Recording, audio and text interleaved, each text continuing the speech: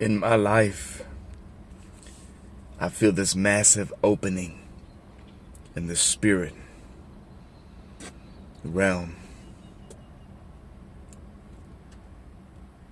And so, God can open up your life.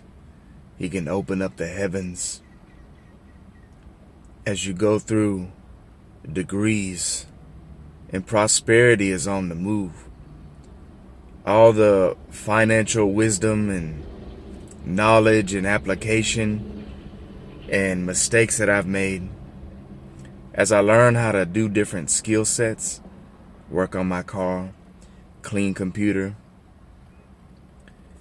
it leads to the next stage of empowerment. But it also breaks off worry and fear, and I gotta spend this amount of money to make this happen. And so it leads into a plain path of peace, of justice, of oil, of mercy, of light, of splendor, of strength. And the more I learn how to maintain my body and the timings of the Spirit, this occurred, so I have to exercise this amount of rest to stabilize the flow of Spirit. This is my opportunity where I've completely rested. Now I can maximize new opportunity. Not try to maximize when the body needs rest. And so I'm learning my life is becoming more, it's like this, but in smaller increments.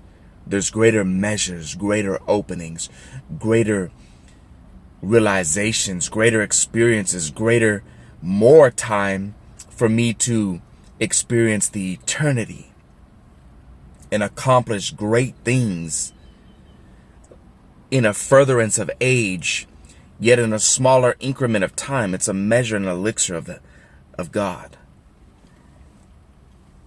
The glass breaks and all the sand pours out, but the empty space, that's the eternity, and God can do this. He can put you in a focus and allow you to live there.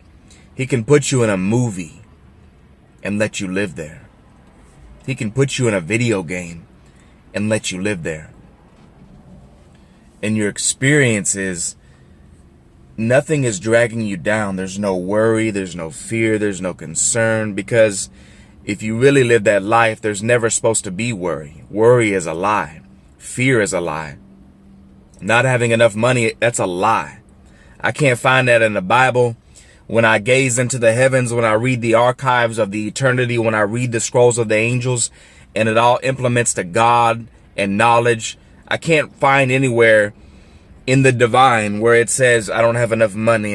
If that's like God himself saying, I don't have enough money, I don't know how I'm gonna make it, I don't know how I'm gonna, why do I always have to spend this? Like that language is a faulty language.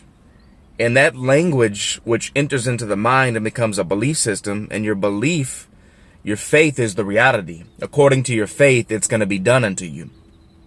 So your faith hits the belief, but the belief hits what you say. And the eye, see, a lot of times you develop hidden belief systems that you're not aware of because the eye sees. But in the intention of the eye, you can have a thought, man, I don't like when that happens. Man, I feel ugly, man. So you never look in the mirror. A lot of times we try to be pretty. We put on makeup and we try to look pretty and we try to look at our flesh and find perfection. If you want to find perfection, never look into your flesh. You always look into your belief. You believe you're the most finest person on the earth. You have the most beautiful skin. If you really believe that, it will literally physically, this is not a joke, it will physically change the chemistry, the molecules, the DNA. You have the power to change DNA inside of you. It can be, DNA has activation and it has higher degrees of potential. So you only look through what you believe. And you have to develop greater belief systems. As I've exercised this, I realized I had to start exercising this because I was slipping and I was feeling, why do I feel insecure? Why do I feel this? Because I was allowing something to happen. And so as I go towards this, there's empowerment for me. And if I keep going towards this, there can only be an empowerment that leads me in that thought. That thought, as empowerment follows, produces greatness. It produces maximized results in my life. I could be doing things that are so great, yet feel so inefficient. And then I could be doing less of those things, not even doing those things, and feel superior, feel 50 million times more progressive, more authoritative, more successful, more maximized, more rich. And I'm like, wait a minute, because it's not so much your effort and what you're doing. Action is power, but it's not so, it's the way you do things. Because I could walk for hours and hours and hours and hours and hours and hours and only get 5 miles. And then I could drive 30 minutes in the AC, relaxing, not using any of my energy, and travel hundreds of miles. So it is the tool of thought in which I'm operating in that is going to be the vehicle, the expression of what I experience. So there's a way you can work 15 hours a day and not even feel it. There's an energy that God can give you the way when you learn how to maintain his energy, maximize his energy, utilize his energy, spread his energy. When you learn how to do all these things systematically at certain intervals of the day, and you learn, okay, this connects with this, and you learn how to apply this in your energy levels and your spiritual levels and your brain and your DNA levels and all your levels, then you're going to have like in a studio system, you're going to have everything. Because you think this was supposed to go high, but this in your life wasn't supposed to go high. It was supposed to stay here. This was supposed to go high. Your thought life, your belief life. This was supposed to stay, you thinking about money, how you're going to be successful. This was supposed to stay down here, but still in the eye range so you could see the perception of God. Okay.